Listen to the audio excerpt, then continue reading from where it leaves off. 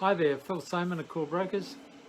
Today's session is just simply on how do premiums compare. And what I mean premiums compare, I mean how does your different risk insurance compare? Like how does your house insurance compare with your car insurance, compare with your life insurance?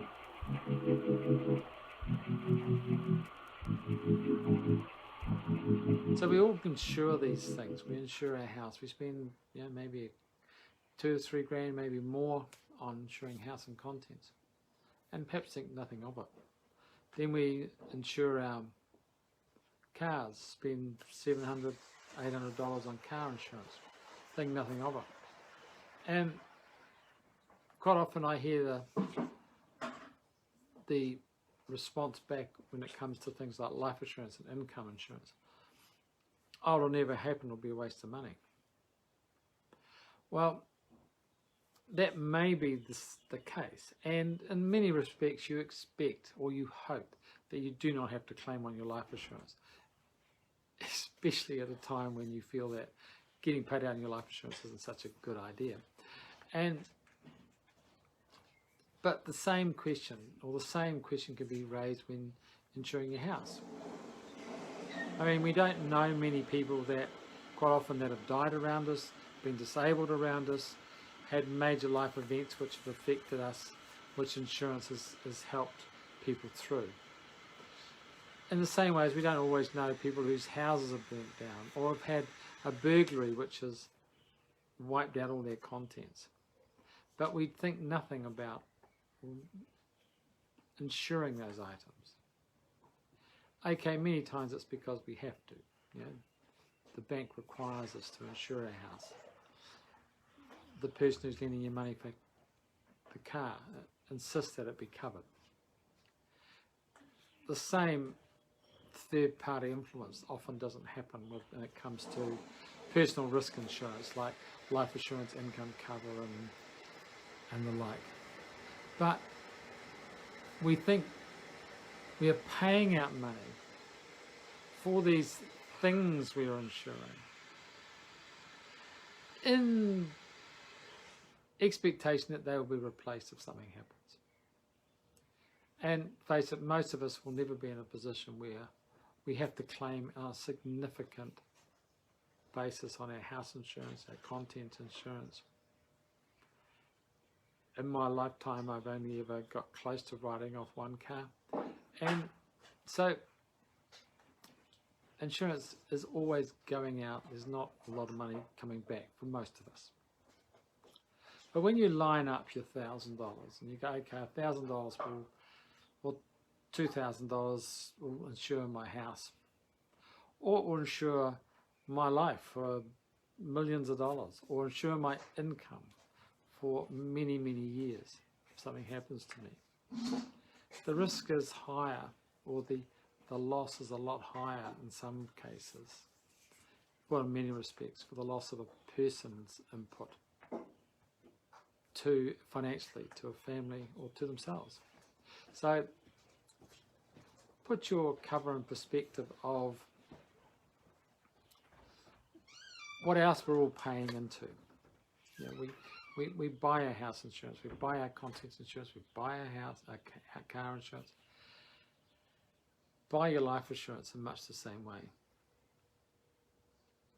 You control it, of course, so you can decide how much to insure it for. It's not quite that flexible when you perhaps insuring your house, because many banks now are insisting on full replacement cover. So it's not that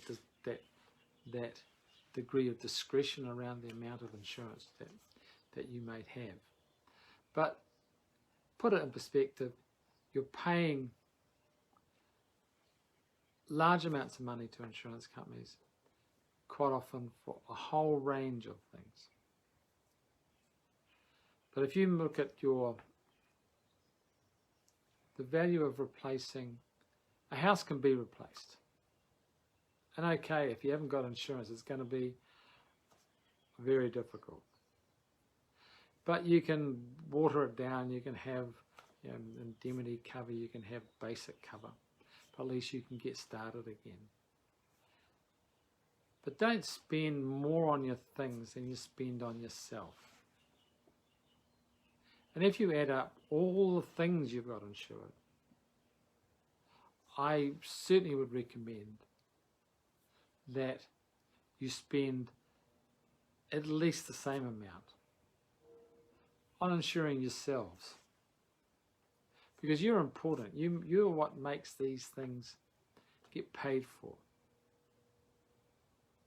Without you, the house doesn't exist.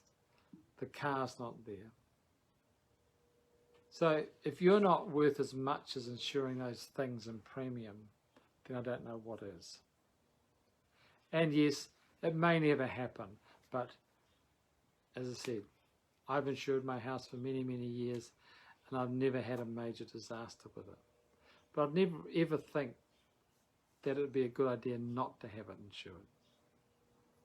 I'd never drive around with my car uninsured.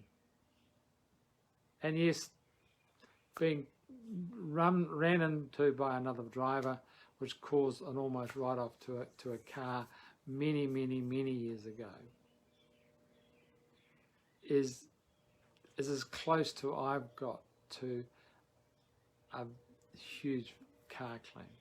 But I'd never sit around and say, well, look, it never happened, so why bother? Because it might happen. And it's peace of mind.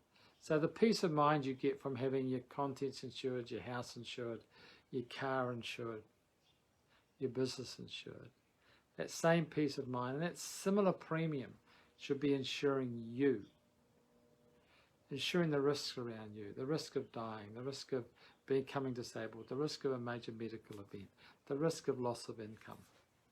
All these things are worth as much and do not cost, in many cases, more than what it would cost to insure the stuff.